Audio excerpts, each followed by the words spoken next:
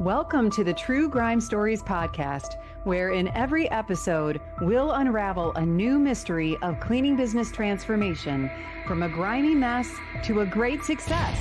Join me, your host, Jeannie Henderson, as together we dig up cleaning business secrets that you've been dying to know. Hello, everyone out there in the cleaning industry, and welcome to True Grime Stories. This episode today is going to be a great one. I love how every episode brings us a different story, different, people starting in different places and having different experiences. And I'm so glad you're here to meet Karen Hamilton, our guest today. And Karen is the owner of Pristine House Cleaning. She started back in 2021. So she's only been in the business for less than 4 years and has accomplished so much already. Karen is a mom and a wife, and she was out of the workplace for several years, just raising her family. And coming into the cleaning industry was her first job outside of the home. As we know, being moms is a really important job, but it was her first job outside of the home in many years. I know that's similar story for many of us. And she's built a great business with a mission of making lives better. Her motto is life is too short to clean your own home. So, and she's already received recognition. She was the new business of the year in 2023 in the Bloomington area. And so we are so glad you're here, Karen. Thank you for joining us today. Hey, Jeannie. I'm super excited to dive into your story. I love how, how you started and, just kind of coming out of not working in the marketplace and then starting your own business. What made you decide to make that big dive into becoming an entrepreneur instead of just getting a job someplace? Yeah, I had been a stay-at-home mom for 10 years. Part of it was because my husband's job, we moved a lot. Oh, yeah. And then part of it was I have a special needs daughter. And so I never had planned to stay home that long. My family just needed me. And so I had been a housewife for 10 years. And so my entire 30s. And I turned 40. And I felt like I had been everybody's cheerleader and I wanted to get in the game. Oh, I love that. Yeah. I wanted a new challenge, and starting a business has not disappointed. Yeah, for sure. Yeah. I love that though, that cheerleader aspect of it. It's like, okay, now I'm going to take the ball and run with it and actually go out on the field. So yeah, that's great. I wanted to see what I was made of. Can I compete out there with the big boys? That's what I kind of wanted to see. Wow. And 40 is a little bit of that wake up call. If not now, when? Mm-hmm. Yeah, that is true, right? It's like halftime. It's like, okay, what am I going to do with the second half here? And that's a big deal. And I don't know if you've noticed this with your team members, but I've noticed that a lot of people start working for us around their birthday. Have you ever noticed that? I haven't. Interesting. Yeah, I'll pay attention it to that. is. It's really strange. Like people will start working for us and their birthday was a week ago, or it's 2 weeks from now. Like there's some that, like it is kind of a time when we reflect and decide to make big decisions. And so did you clean in the field initially, or did you right away start hiring team members? Oh, I cleaned. Yep. But I never had intended to be a solo cleaner. I always wanted a business, but I wanted it to kind of pay its own way. So, and I really didn't know how to clean professionally. And so I thought, okay, I'll get out here. I'll learn it so I can train someone else. So yeah, I started right away, just handing out flyers in my neighborhood and started cleaning and made enough money to pay for my LLC.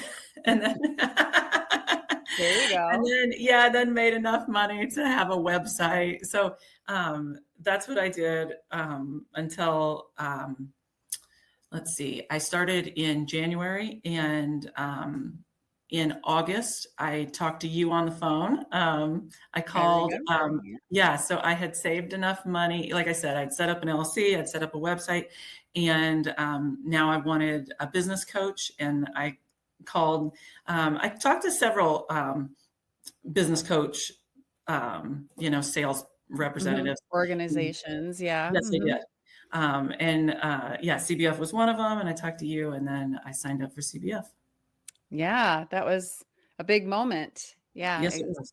Right. And so as you're starting your business and you're growing, I think we can never be prepared for what being an entrepreneur is like. You have no idea. And every business is different and every town is different, that kind of thing. But what was one of the like big hurdles that you ran into? And I like to call it the grime scene. Like, what was something that as you were starting to grow your business that you hit a big struggle and had to find your way out of it?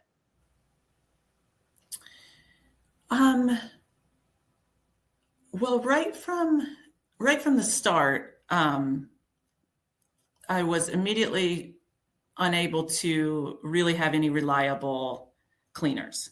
That was the first immediate problem I had. But the harder thing we've encountered was when after we overcame that, and we learned some marketing, and we really took off, especially kind of in that post-COVID, Right. boom. Yeah. You started at a really kind of tough time to start a business, right? It could be a Well, great time or a tough time. yeah, it was.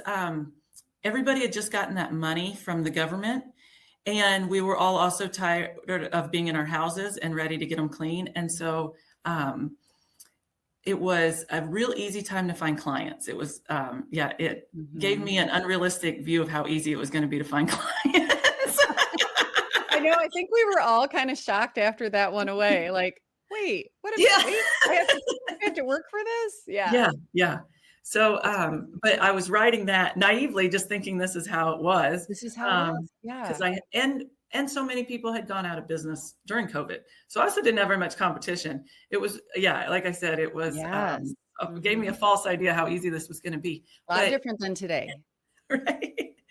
But, so we were, growing super fast, and that was so exciting. And of course, we outgrew our ability to deliver our service. And so all of a sudden, I can't answer the phone and get back to people fast enough. And they wanted to reschedule, and I didn't get back to them. And now we're showing up when we weren't supposed to. It was mostly the office that couldn't hold the capacity. The cleaners were okay, but the office wasn't. And so the cleaners were mad. The customers were mad, and we're losing customers. And and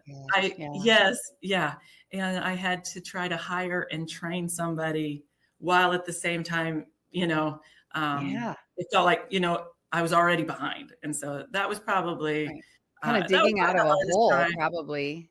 Yeah. And you're watching your revenue just declining as people are quitting because they're frustrated with you. Oh, no. Yeah. Yes. So were you doing everything yourself? Were you wearing all the hats at that point, or did you have some administrative help? Yes, I was doing it all. Yeah. Yeah. And about how big was your business at that point? Because I think this is really important for people to understand. And I think from listening to us, they can learn, like, I got to get ahead of this, right? Because we usually don't deal with it until we're deep in the hole. Yeah. We're like trying to dig out. So how big was your business when you realized I can't do this all by myself? Like, how many technicians do you think you had, or clients? Right. I think we had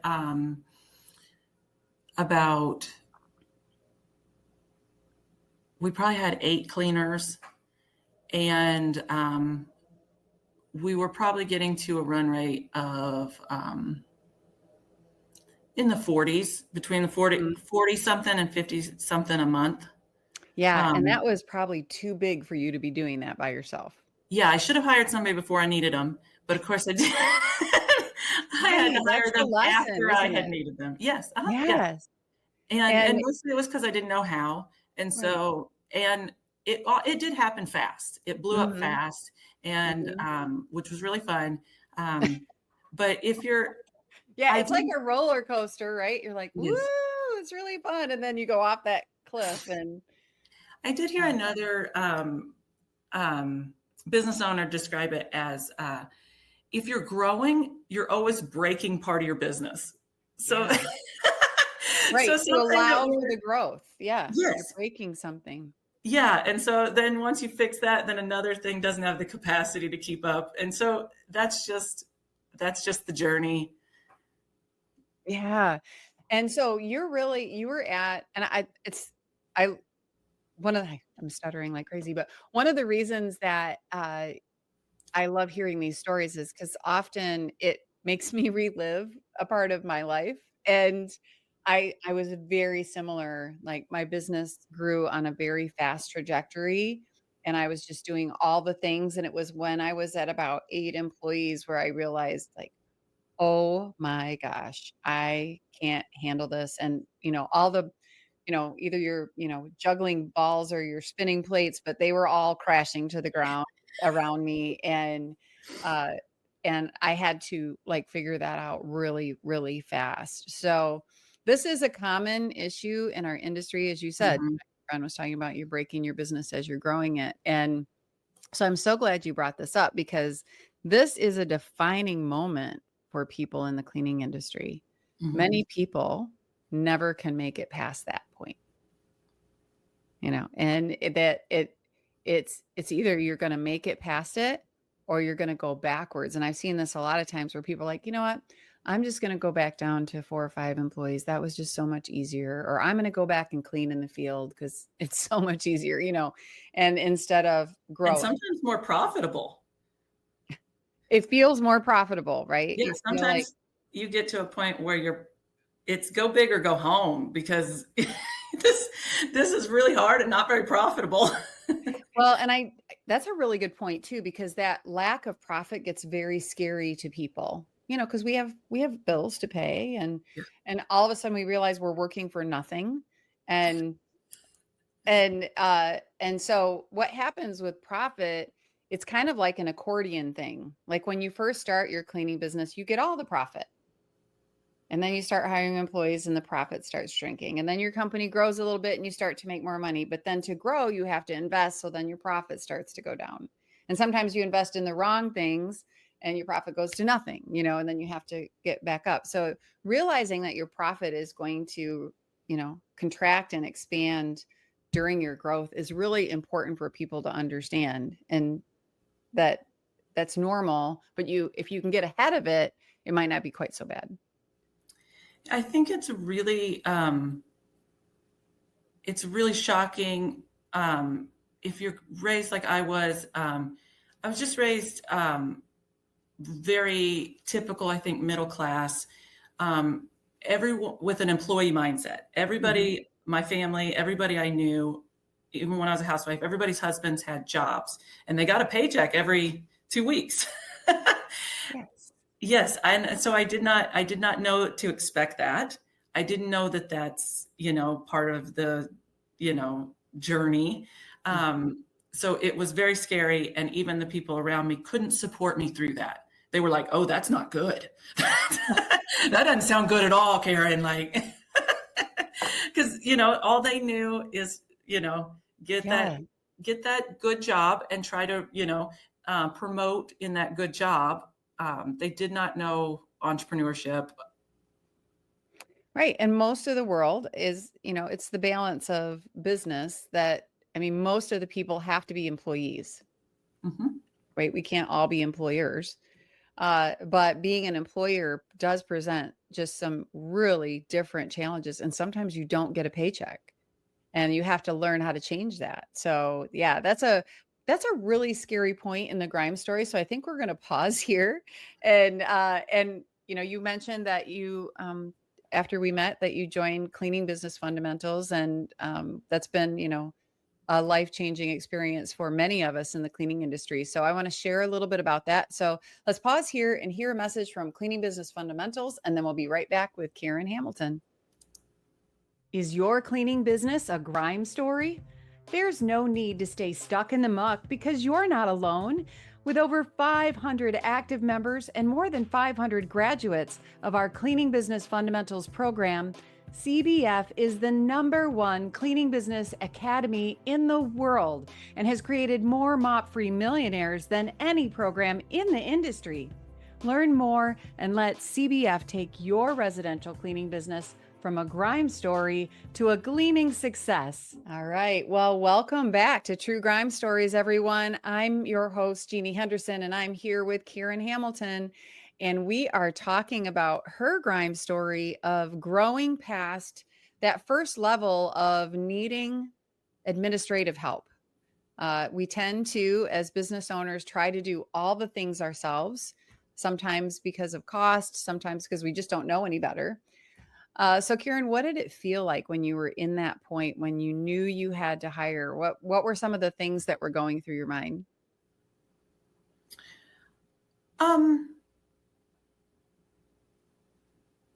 I think I was just I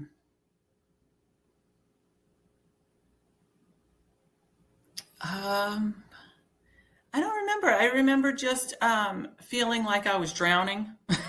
Yeah. and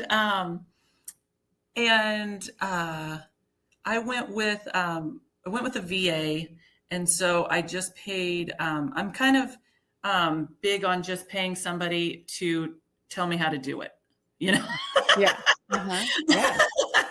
And so I went with a VA through an agency, and so she could help find the person, and then also teach me how to manage a VA. So she just, even the real basics of like, how do you protect your passwords and all those kinds of things. She could kind of hold my hand, so to speak. Yeah. Good. Through getting it set up. And I was desperate enough that I'm just like, I'll pay whatever it costs, whatever I need for you to help me get this set up. And it was a fantastic investment. And so, That's good. yeah, I would see that kind of cost. I do see someone else in business taught me this. Everything is an investment. Some investments are better investments than others. Right. But see every dollar you spend as an investment. And hiring her to recruit and help me set up that VA was a great investment for me. That paid off very well. Yeah, because you could spend how much time trying to figure that out by yourself. You've done a couple of really smart things, joining CBF probably shortcut a lot of the stuff that you would have taken years to figure out. I know that was my experience, and hiring an agency or a consultant to help you find your VA or your staff, that also is another shortcut. It's like, why learn it when someone can help you with it and it's so much faster? My husband calls it opportunity cost. How much time do we waste trying to teach ourselves something that we don't need to learn how to do, right? Yeah, that's exactly right. And I did need her fast, and it made it easier to let go of that money. But that's another thing that's been just a new mindset shift, again, away from that employee mindset. And when someone framed it as an investment, that was helpful to me. So to see every hire as an investment, some are good investments, some are not good investments, but everyone is an investment.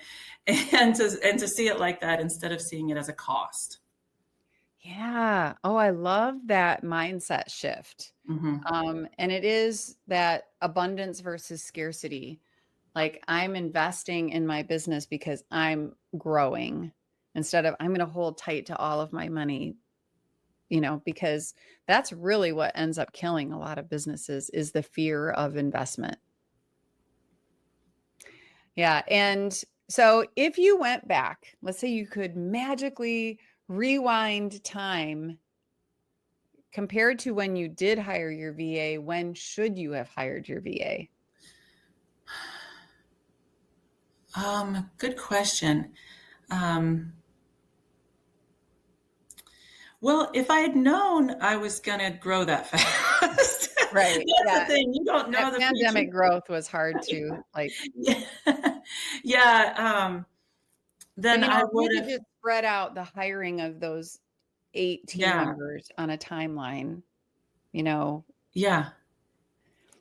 I would have hired probably when I had 4 team members, Mhm. but I couldn't afford it yet, but I didn't know how quickly I was going to be able to afford it. Um, so again, like, yeah, if I knew the future, and when my business was that small, money was tight. Yeah. So that also would have made it hard. I think even if I could go back and tell my, you know, Mhm. my 2022, whatever year that was, self, I don't think I would have taken advice because I still would have been like, oh, I can't let go of Yeah. that money yet. So Yeah. yeah, I just don't think I could have until I got to that point. But going Mhm. forward, now that I'm bigger, which is why I would encourage everybody to push through, get bigger. It gets easier when you're bigger, not harder. And Bigger and easier, yeah. and so now I do have the cash flow to make better decisions sooner than I did then. Mhm. Yeah, it is truly like a roller coaster ride, those first, few years of growth, because you really don't have time to plan for the next turn or the next hill, or, it comes so fast. But there are ways to work around that without spending a lot. So one of the things that I did early when I was at that point, um, as I was getting to know my team members, I found out, or I knew that one used to work in an office, but she hated it. But she had the skills and the ability, right? And so I asked her, well, would you just, after you finish cleaning a couple days a week, come in and process payments and, record hours for me to help me with payroll? And so that was my first, like, getting a little bit of help. And just that, like, opened up so much brain space. And I Mhm. don't know about you, but early in the days, I didn't know that I'm supposed to charge customers like the day that they get service and all that kind of stuff. So I was constantly chasing money, and I wasn't billing people the way that I should have, Mhm. and so number one, it improved my cash flow. It took away a task that was getting put off, which was probably one of the most important things I should have been doing, but I wasn't doing, like, and, so sometimes we think, oh my gosh, now I have to hire an outside person, but you can actually look at, like, what's in your business. There might be some capacity with your team members. And she was Mhm. happy to do that little bit for me. She's actually still with me today, 10 years later. But, uh, that kind of thing you can do. Another thing that I did was I had a friend who was out of work, Mm. and she came and helped me just a few hours a week to kind of take away some of the stress and help me move forward, so you can find some creative things. But I love that you shared about that VA experience, because I think hiring a VA can be really scary for some people. Yeah, it was. It was really unknown for me, Mm-hmm. and I'm 43, not 23. Mm-hmm. The last time I was in the working world, like, there's just a lot's changed. And so, yeah, Mm-hmm. it did feel intimidating to me. Yeah, and all the use of technology and all that kind of stuff. So are you still using a VA today? Yeah, I have two, Okay, and great. they're And are fabulous. they like full time? Two full time. And what are their roles? One is sales, and one is scheduling and like customer service. Good. Yeah. And are they in country or out of country? Nope, they're both two lovely ladies out of the Philippines. Okay, great. Yeah, Yep. that's awesome. Yeah. Yeah, and, so, and I think some people sometimes have a hard time, like, wrapping their brain around that someone who isn't here physically can understand and help with that. But, organizations that help VAs get work do so much to help prepare them for their jobs, so that's Yes. the advantage of working with an agency, is Mhm. you get that kind of support. Yeah, both these ladies have always worked for American companies virtually. Now they had worked for like credit card companies. Oh, mhm, So their customer service skills were different than what I needed. So they needed training. mhm. Um, they were very good at, answering the phone for Citibank, but they were, Right. It's they very needed to, different. It's it's very very different. different. This is a very personal Yes. conversation that they're having. Yeah. Yes. And so, yeah, they needed training, but immediately, they are more technologically savvy than I am. So they could immediately navigate all the systems we had set up. And the first one I hired, I had everything on paper, and maybe not everything, not the schedule, but, every form. So like if my cleaning techs wanted a day off, they filled out a paper form. Mm-hmm. And and she made all that into Google Forms, no problem. As far as working with technology, they were very competent. Yeah. Isn't that great? That's a great experience. Well, so, you had to figure out that you needed more help, what kind of help you needed, find those people, and then structure your business around that.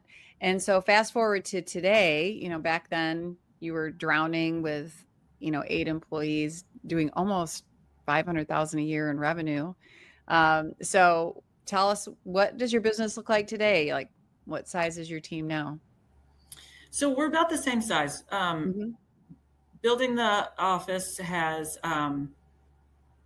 been the focus for the last year, Mhm. and we've regained what we lost. So Well, that's huge. And yeah, it's it probably is. running much more efficiently. Yes, and it's been very fun for me. Mhm. Once I stopped answering the phones, when I stopped never having to talk to an unhappy customer, I really started to love my business. And so they Oh, answered. that's a good one. Yeah. Yeah, and the freedom away from phones is Mhm. just wonderful. So since I have two, the phones are covered. One starts at 7 and gets done at 3, and the other one starts at 9 and gets done at 5. And Mhm. so the phones are covered the whole time, for both, cleaners that need things and customers that need things. And that is really fun when that happens to you. And then Yeah, it's a game changer, and I don't think people on the other side of that, before they get to that point, can't imagine not being the ones handling the customer issues, handling the employee issues, but you can hand those things off. And I think that's hope for people and inspiration that they can and they should. And when you do that, it not only helps your life get better and it helps your business grow, it can help you be more profitable, but it gives you that quality of life, and you're providing a job for somebody else. They're probably very glad to have that work. I think it's made me a better leader. When I've noticed how sensitive your team is to your mood and your energy. And so when I was doing everything in stress, it really frightens your team. When they see the leader Yeah. stressed, They see they're that like, fear on your face. Yeah. yes, yes. Then they're worried about their job. They're worried they're in trouble. And so I am really careful, but I just was stressed. Like I You can't. couldn't You fake it. can't hide it, right? I You can't couldn't hide hide it. it when it's at that level. I mean, if you're having a bad day, you can pretend to be okay, but to just constantly be doing that, you Yeah. can't hide it. And you're so right. I mean, we are a mirroring species. So if you're afraid, I'm afraid. If you're crying, I'm crying. If you're smiling, I'm smiling. If you're laughing, I'm laughing. Yeah. And yeah, I that's something we all have to realize. Hmm. Yeah. And so this has allowed me to be calm. It allows me to not react to them, because I used to um, be short with them. If they had a Mhm. problem, I'm like, what? And I'm like, you can't handle this? Like it wasn't great leadership. Right. But it's real. It's so Yeah. real. And Mhm. now I can come from a place of being the kind of leader I wanted to be. I didn't get into this business to snap at people, and that was never It's my not any vision of fun. running a Yeah. business. Yeah. That's And no so, fun. yeah, now I can both lead those VAs. I can lead that admin team Mhm. calmly for the most part. Sometimes I get a little frustrated, but because I don't have so much on my plate, I really can take a beat. I can run it through AI and say it in the diplomatic way that I wish I would say things. Yeah, taking that AI break is genius. Yeah. Like when you are having a rough time, like just run it through AI. I know, I just did it yesterday, and what I needed it to say is, you should know this already. Nicely.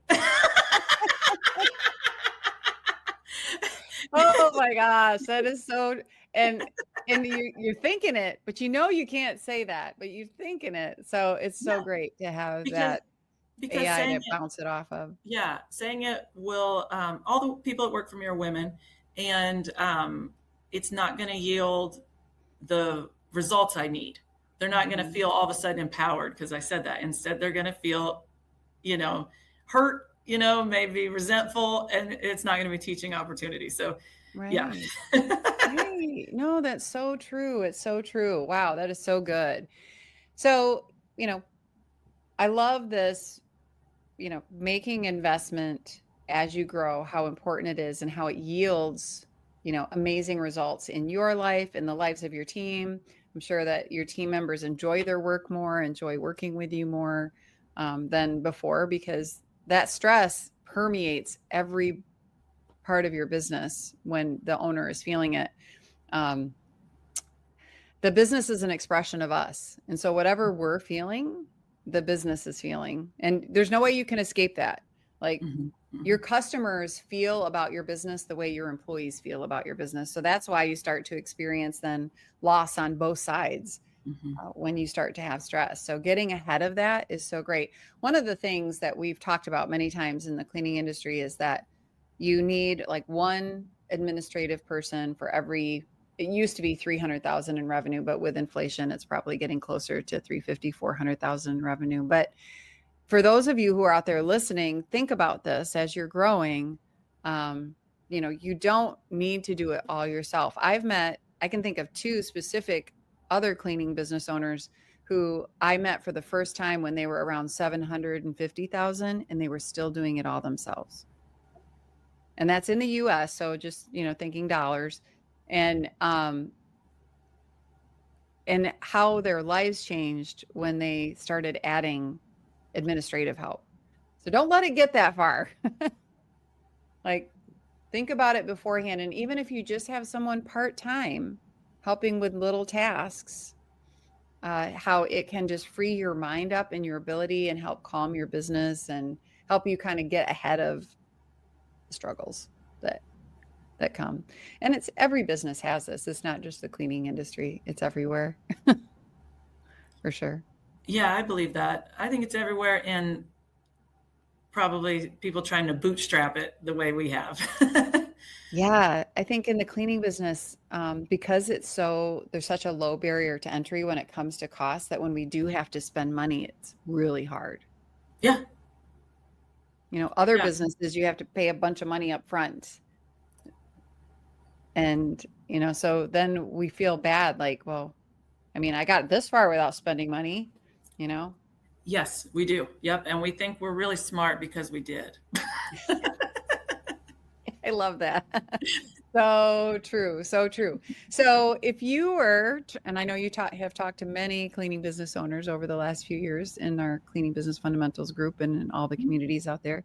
But if you were talking to someone today who's new in the cleaning business or thinking about the cleaning business, what's one piece of advice, other than this investment, but what's one piece of advice that you would give them? Well, I would say I now, I've just met so many just through my Chamber of Commerce and other networking groups, met so many home service businesses. Mm-hmm. And the ones who really have good businesses all have a business coach. Interesting. Yeah. And the other ones they're stuck, like we talked about, where they have maybe a couple helpers and they don't seem to get past that.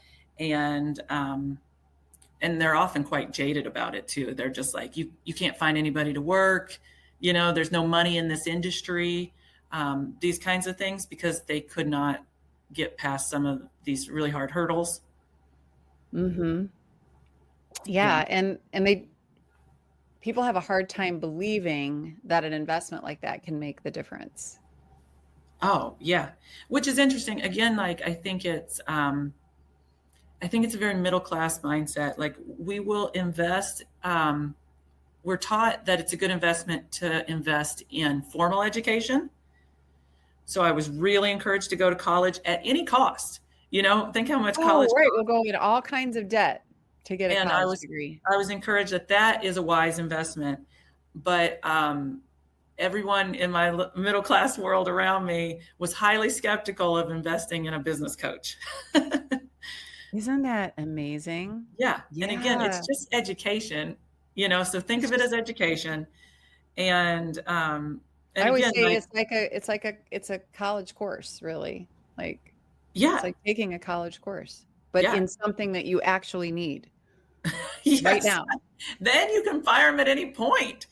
Like, I couldn't, I had to take the classes I had to take at the university. And some of those professors probably weren't that, attentive or great or there to help you specifically with an issue. It's a very different. Or wasn't relevant to anything I was going to do to actually earn money, Yeah. No, I do think that colleges are going to continue to suffer and that people will continue to seek education in other ways like this, through coaching and things like that. But that is such great advice to just look around you at the successful people. What are they doing differently? And the answer is not that they're lucky. The answer is they're making smart choices, right? And what are those smart choices? Or that they're so much smarter than you, but they are probably more educated than you. But it doesn't, like I said, I had a very narrow view of like formal education, and that was something you spent money on. But hiring a coach, why couldn't you just read his book? And again, this is just the middle class. And I think I grew up the same way. I think if I had grown up very wealthy, I would have had a whole different mindset about investing, in yourself. Mm-hmm. I think. Well, it's very much the rich dad, poor dad kind of story. You look at the rich dad, poor dad. It's the bootstrapping, hardworking people who are building these big businesses, and the college professors sometimes are barely squeaking by, and right, and those are the people that are educating us to build our futures. So yeah, oh my gosh, that's such good advice. Oh, thank you. Yeah. Great. Yeah. Well, gosh, Karen, I love your story, and such a great thing to talk about right now, because there are so many people joining our industry, and there's plenty of room because the residential cleaning industry is growing faster than any other segment in the home services industry. But you have to make good choices and think ahead. And we often just kind of go with the flow and jump in and do what everybody else is doing. So thank you so much for sharing your story about making the investment. Yeah. Thanks, Jeannie. This was a lot of fun. It is so fun. Well, thank you, Karen, for being with us today. And I want to thank all of our audience for listening to this episode of True Grime Stories. And if you found this helpful, be sure and share this with a friend, subscribe, download, and I'd love your review, because your reviews help more people find True Grime Stories. So thanks for being here today, and we hope to see you on the next episode of True Grime Stories. That's a wrap on today's True Grime Stories. Thanks for joining us in uncovering the secrets of cleaning business success. Don't forget to subscribe, share, and download, and check out our show notes for links and info from today's episode, and to learn more about our sponsor, Cleaning Business Fundamentals. Join us next time as we solve another True Grime story.